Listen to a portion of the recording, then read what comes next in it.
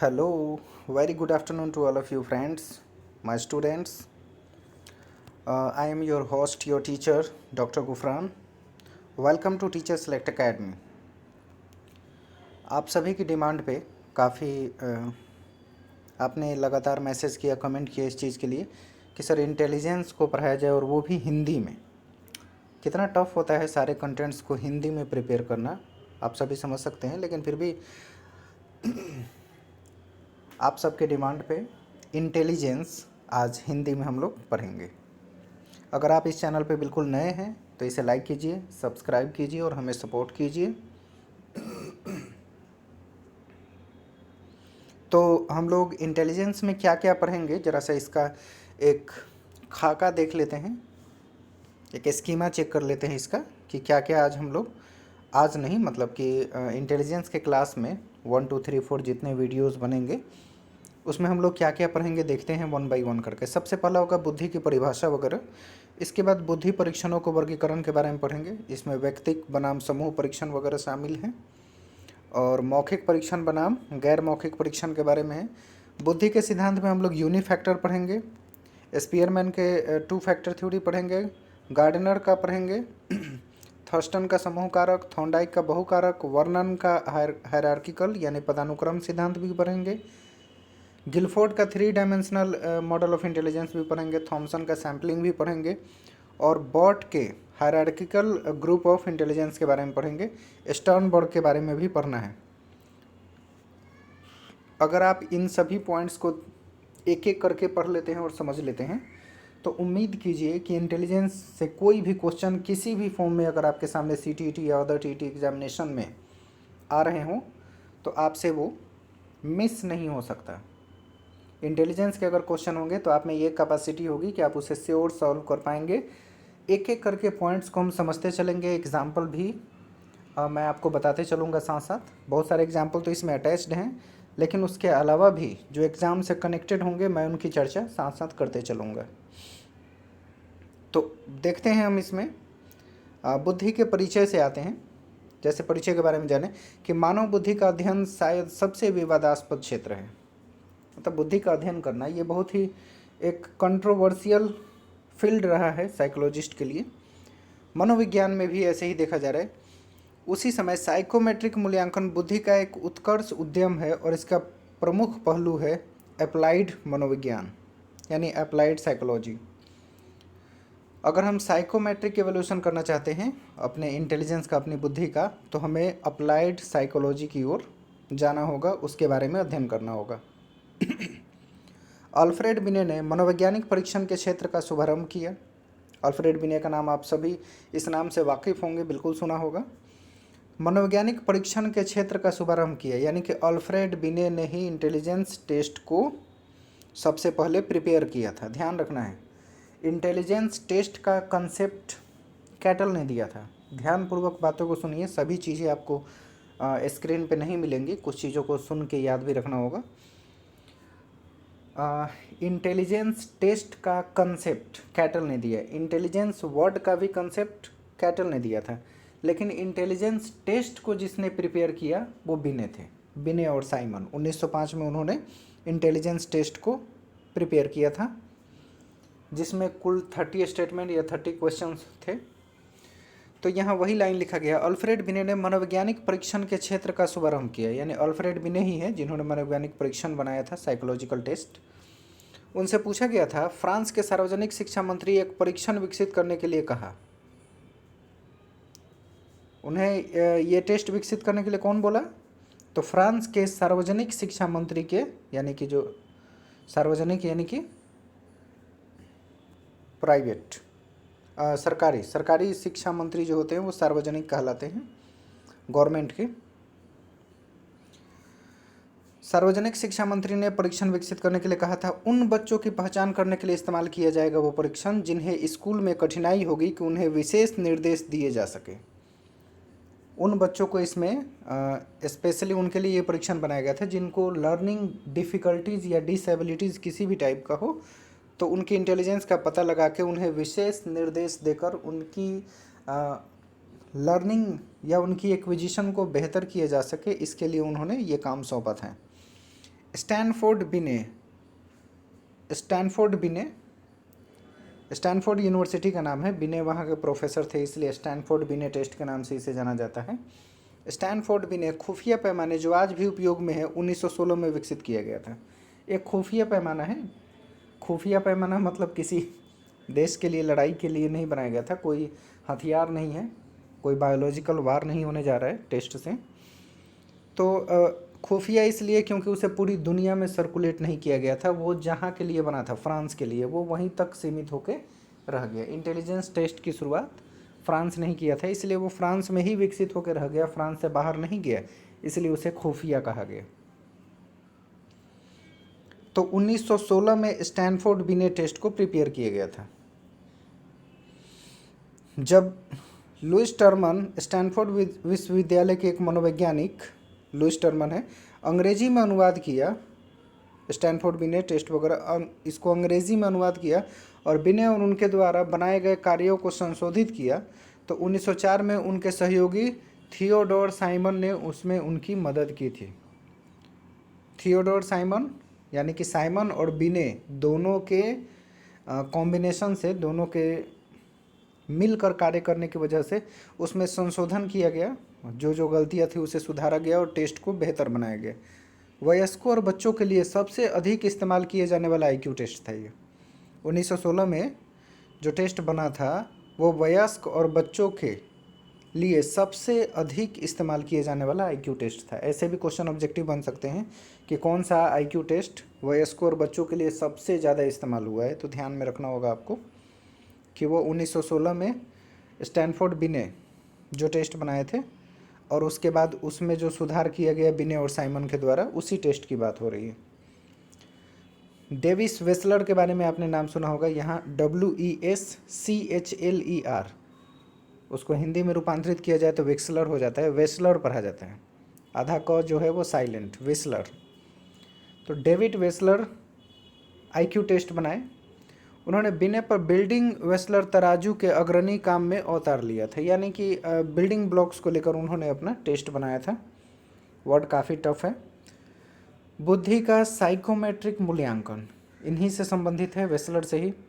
Stanford बिने और the वेसलर series के परीक्षण मानकीकृत परीक्षण हैं। कई बार क्वेश्चन ऐसे नेट वगैरह में आ चुका है कि इंटेलिजेंस के कौन से टेस्ट को स्टैंडर्डाइज्ड टेस्ट माना जाता है, यानी मानकीकृत परीक्षण आईक्यू के लिए किसे माना जाता है। तो स्टैनफोर्ड बिने का और वेसलर की जो भी सीरीज़ है 1 2 3 4, वेसलर ने जो भी टेस्ट बनाए, इन दोनों को बहुत ही स्टैंडर्डाइज्ड टेस्ट की श्रेणी में रखा जाता है। एक प्रशिक्षित मनोवैज्ञानिक द्वारा व्यक्तिगत रूप से प्रशासित और व्याख्या की गई एक समूह के कुछ परीक्षण जो बुद्धि को मापते हैं उसके लिए भी बनाए गए थे, यानी कि एक प्रशिक्षित मनोवैज्ञानिक ही इसे बना सकता है और इसे टेस्ट कर सकता है या लागू कर सकता है।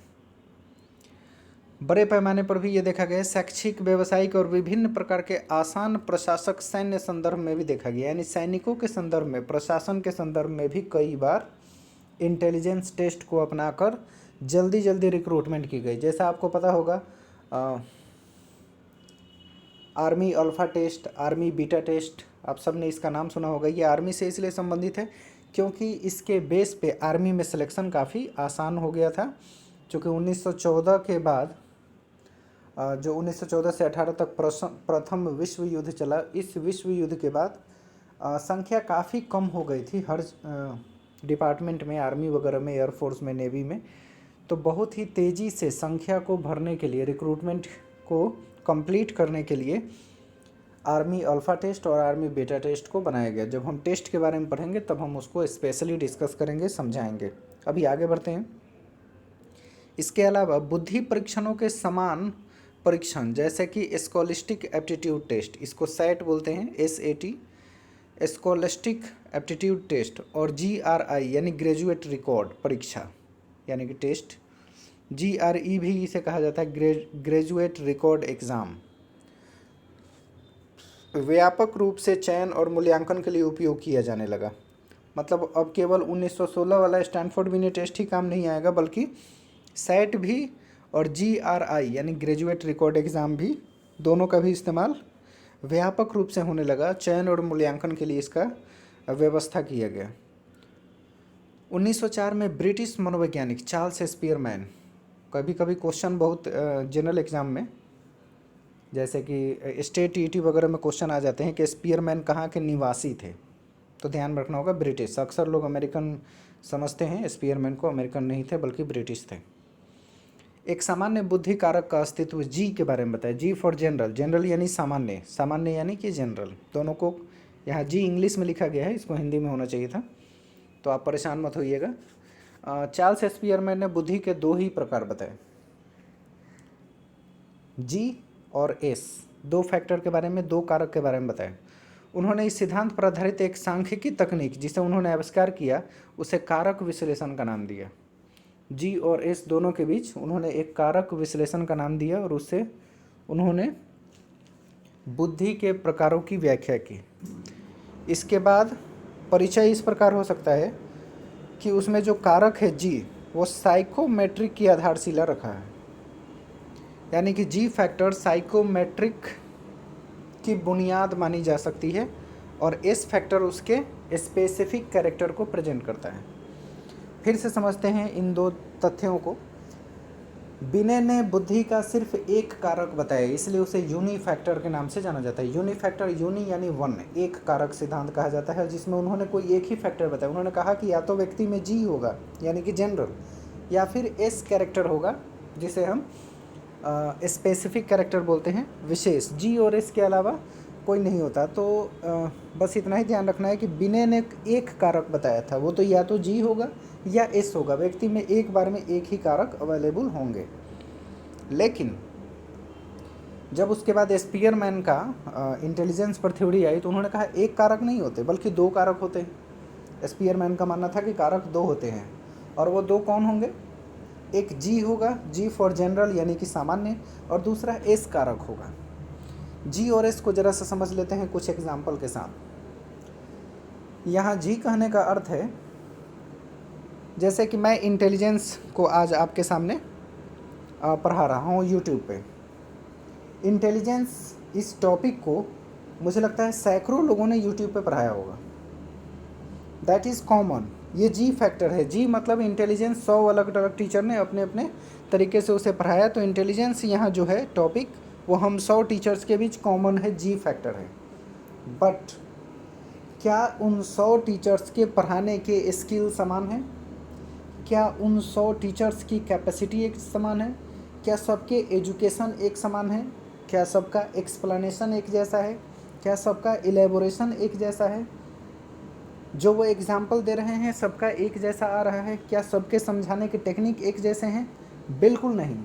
इससे जाहिर होता है कि हर टीचर में अपनी कुछ एस कैरेक्टरिस्टिक्स होती है और उसी एस कैरेक्टरिस्टिक्स के बेस पे वो अपनी नाम, अपनी पहचान क्षेत्र में और समाज में बनाता है। तो इंटेलिजेंस सब लोग पढ़ा रहे हैं, सब टीचर्स जो सीटीईटी की प्रिपरेशन करा रहे होंगे वो सब लोग पढ़ा रहे होंगे, तो वो जी फैक्टर हो गया।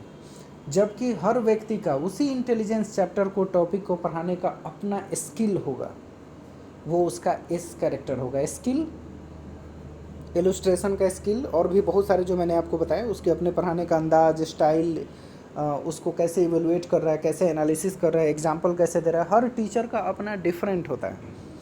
तो जिस स्किल के साथ जो टीचर पढ़ा रहा है वो उसका एस है, और टॉपिक कॉमन हो सकता है। सब लोग इंटेलिजेंस पढ़ा रहे हैं, मैं भी पढ़ा रहा हूँ, दैट इज़ कॉमन, यानी जी फैक्टर है। तो व्यक्ति में जी फैक्टर होता है, सब में जी फैक्टर पाया जाता है। लेकिन एस फैक्टर लोग अपनी मेहनत से, अपनी कला से डेवलप करते हैं। वो यूं ही नहीं आता, बहुत मेहनत करने के बाद किसी व्यक्ति में स्किल डेवलप होता है। And skill comes from practice. जितनी ज़्यादा प्रैक्टिस करेंगे उतना ही बेहतर स्किल हमारे यहाँ डेवलप होगा। तो इस तरह हमने अभी जाना कि जी और एस दोनों कारक को स्पीयरमैन ने किस तरीके से बताया और समझाया। सारी चीज़ें आपको इस नोट्स में नहीं दिखाई देंगी, ध्यान रखिएगा। इसके बाद इसमें देख रहे हैं, इसके अलावा स्पीयरमैन अक्सर जी का इस्तेमाल किया करते थे, जी फैक्टर, जहाँ जी लिखा होगा आप समझ जाइएगा जी फॉर जनरल। जी अक्सर इस्तेमाल किया करते थे अनुवांशिक आधार पर मामला बनाने के लिए शोधकर्ताओं और सिद्धांतकारों द्वारा बुद्धि और पर्यावरण प्रभावों के महत्व को ये समझते थे। किस आधार पर? अनुवांशिकता के आधार पर ये रिसर्च करते थे कि बुद्धि का पर्यावरण का प्रभाव क्या है, यानी कि क्या हमारे आसपास के माहौल की वजह से भी हमारी बुद्धि प्रभावित होती है? बेशक होती है, उसकी चर्चा हम बाद में करेंगे। लेकिन इसके बारे में सबसे पहले अगर किसी ने बताया कि पर्यावरण का प्रभाव बुद्धि पर पड़ता है, वो स्पीयरमैन ही थे। मानव बुद्धि का सबसे शातिर रूप से लड़ा गया पहलू होता है। अगर कहा जाए प्रकृति और पर्यावरण दोनों में देखा जाए तो इसमें मानव बुद्धि का सबसे शातिर रूप लड़ा गया पहलू होता है, यानी कि वो जो पहलू वो खींच के निकाल लेना चाहता है अपनी ज़रूरत के हिसाब से, अपने फ़ायदे के लिए। साइकोमेट्रिक आईक्यू टेस्ट भी किया गया इस मामले को लेकर। कुछ जातीय और नस्लीय समूह जो हमारे वातावरण में मौजूद है, जातीय और नस्लीय समूह को श्रेष्ठ या हीन मानने के लिए दुरुपयोग किया गया। मतलब कई बार इसी टेस्ट के बदौलत हमने किसी समूह को बहुत बेहतर मान लिया, सुपीरियर मान लिया, किसी को इसी टेस्ट के बदौलत हमने इन्फीरियर मान लिया। ये सही नहीं हुआ।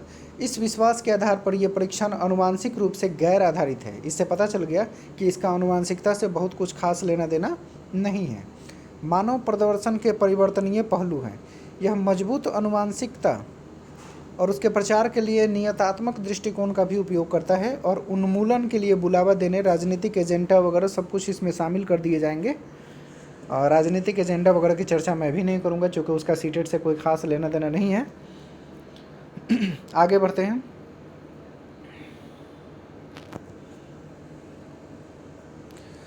एक अतिरिक्त महत्वपूर्ण विवाद है, मतलब किसका? हेरेडिटी और इन्वायरमेंट को लेकर, यानी कि प्रकृति और पर्यावरण को लेकर एक और मुद्दा है। बुद्धि परीक्षणों की वैधता को लेकर कि जो भी हम टेस्ट वगैरह अप्लाई करते हैं वो टेस्ट कितना वैलिड है, और वैलिड का मतलब उसके सही होने के चांस कितने ज़्यादा हैं। करेक्ट होने के चांस जितना ज़्यादा होगा वो उतना ही वैलिड माना जाएगा। इसे ऐसे भी कहा जा सकता है कि जो टेस्ट जिस ऑब्जेक्टिव के साथ, जिस मकसद के साथ बनाए गए हों, अगर वो उसी मकसद की पूर्ति करता है तो वो टेस्ट वैलिड कहलाएगा। यही होती है वैलिडिटी या वैधता। जिस मकसद के लिए हमने जो टेस्ट प्रिपेयर किया वो टेस्ट वही हमारी मकसद की पूर्ति करे, उससे हमारे मकसद पूरे हों। अगर हो रहे हैं तो टेस्ट वैलिड है, अगर हमारे मकसद पूरे नहीं हो रहे हों तो टेस्ट इनवैलिड है, अवैध घोषित कर दिया जाएगा। ऐसे परीक्षण मापते हैं कि वे क्या थे और मापने का इरादा और मानव बुद्धि वगैरह चीज़ों को देखते हैं। मानव बुद्धि के शोधकर्ता में आप रॉबर्ट स्टर्नबर्ग और हार्वर्ड गार्डनर का तर्क देख सकते हैं कि आईक्यू परीक्षण केवल एक बहुत ही संकीर्ण माप करते हैं। परीक्षण से हम किसी भी आदमी का ऑल राउंड इवैल्यूएशन नहीं कर सकते, उसके हर पहलू की, हर पक्ष की जांच नहीं कर सकते। इसलिए हार्वर्ड गार्डनर ने और स्टर्नबर्ग ने कहा कि आईक्यू टेस्ट जितने भी होते हैं वो सब नैरो मेजर्स करते हैं, हमारी बुद्धि का सभी पार्ट्स का मेजर न करके कुछ नैरो चीज़ों का मेजर करते हैं, कुछ कम से कम हमारे एसेट्स को मेजर कर सकते हैं। मानव बौद्धिक प्रदर्शन का पहलू है।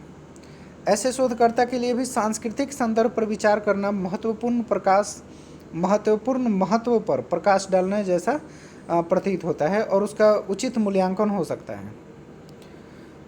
इसी तरह मेयर, सालोवी और गोलमैन ने बुद्धि की अवधारणा एक और विस्तार के लिए एक नया तर्क दिया। कहा कि भावनात्मक बुद्धिमत्ता को शामिल करना चाहिए, यानी इंटेलिजेंस अपने आप में पर्याप्त नहीं है, बल्कि इंटेलिजेंस के साथ अब इमोशनल इंटेलिजेंस की भी चर्चा करनी चाहिए। इसमें 3 लोगों के नाम शामिल होते हैं, मेयर, सलोवी और गोलमैन। मुख्य रूप से आपको गोलमैन का नाम याद रखना है। जब भी इमोशनल इंटेलिजेंस यानी भावनात्मक बुद्धि का नाम आएगा तो गोलमैन आएगा, बस इतना ही याद रखना है। और बुद्धि की अवधारणा एक और विस्तार का तर्क दिया इन्होंने। गोलमैन ने इमोशनल इंटेलिजेंस को शामिल किया। इन सभी विचारों में क्या है? एक आम तर्क यह है कि मानव बुद्धि एकात्मक नहीं है, यानी intelligence is not a single entity. एक कोई एकात्मक नहीं है, कोई एक तत्व नहीं है, बल्कि इसमें अलग अलग पहलू शामिल है। But a set of abilities. पूरे लाइन को इस प्रकार सुन सकते हैं, intelligence is not a single entity but a set of abilities. Set यानी समूह, कई योग्यताओं के समूह को हम बुद्धिमत्ता कहते हैं। उसमें कोई एक पक्ष नहीं शामिल होता, अनेकों पक्षों को शामिल किया जाता है। सेट ऑफ एबिलिटीज़, कई तरह की योग्यताएं शामिल होती है। पिछले बार के सीटेट क्वेश्चन में भी ये क्वेश्चन आया हुआ था कि इंटेलिजेंस क्या है, तो एक सेट ऑफ एबिलिटी और भी बहुत सारे ऑप्शन थे, तो आपको वहाँ वही चूज करना चाहिए था। ए सेट ऑफ एबिलिटीज, योग्यताओं का समूह है, कोई एक योग्यता इसमें शामिल नहीं होता। द बेल कर्व, एक बेल कर्व भी बनाया गया था इससे रिलेटेड, इंटेलिजेंस से। ये कुछ साल पहले आया था। तब से है कि बुद्धि के बारे में विवाद की सामान्य मात्रा से अधिक देखा जाता है, कि विवाद वो हमेशा बना ही रहेगा। क्या है ये द बेल कर्व? क्या है क्या इसे मापा जा सकता है? कितना जन्मजात है और क्या यह दौड़ या समूह द्वारा विभिन्न होता है? परिप्रेक्ष्य के लिए एक त्वरित चीज़ों को विचार और विकास करके देखेंगे तो हमें पता चलेगा। देख रहे हैं यहाँ, स्कूली बच्चों के लिए पहला खुफिया परीक्षण विकसित किया गया इंटेलिजेंस का 1905 और 1911 के बीच अल्फ्रेड बिने द्वारा पेरिस में किया गया। अल्फ्रेड बिने और साइमन ने मिलकर 1905 में वर्ल्ड का पहला आईक्यू टेस्ट को प्रिपेयर किया था। ध्यान रखिएगा, इंटेलिजेंस टेस्ट का कंसेप्ट किसी और ने दिया, कैटल ने, जबकि इंटेलिजेंस टेस्ट को बनाया किसने? तो बिने और साइमन ने 1905 में, जिसमें कुल 30 प्रश्न थे। तो इसकी चर्चा हम आगे करेंगे, पूरे प्रश्नों के उसमें क्या क्या विशेषताएं थी उनको देखेंगे। पहले अभी जो मुख्य बातें हैं मोटे तौर पे वो देखते चलते हैं। 1905 से 1911 के बीच अल्फ्रेड बिने ने पेरिस में स्कूली बच्चों के लिए पहला खुफिया परीक्षण विकसित किया था। इसके द्वारा अनुकूलित किया गया था स्टैनफोर्ड मनोवैज्ञानिक टर्मन ने इसे क्या किया था? इसे अडेप्ट किया था इन बच्चों के लिए, क्या वो पर्याप्त है या नहीं है। इसलिए इसे स्टैनफोर्ड बिने टेस्ट के नाम से भी जाना जाता है। बिने परीक्षण एक खुफिया आईक्यू परीक्षण कहा जाता था। तो आईक्यू का उन्होंने एक फार्मूला भी डेवलप किया, IQ is equal to mental age divide chronological age into 100। इसको ध्यान रखिएगा। तो इस तरह से इंटेलिजेंस टेस्ट को धीरे धीरे करके डेवलप किया गया, उसका कंसेप्ट आज हम लोगों ने समझा। अगर आप इस चैनल पर नए हैं तो बिल्कुल इसे लाइक कीजिए, सब्सक्राइब कीजिए। उम्मीद है आपको वीडियो पसंद आई होगी। नेक्स्ट वीडियो बहुत ही जल्दी आपको फिर से प्रोवाइड कराई जाएगी। तब तक के लिए आप सभी को नमस्कार, आदाब, शुक्रिया। नेक्स्ट क्लास में मिलते हैं फिर। मैं हूं आपका दोस्त, आपका host, teacher, mentor doctor Gufran. See you all. Bye bye.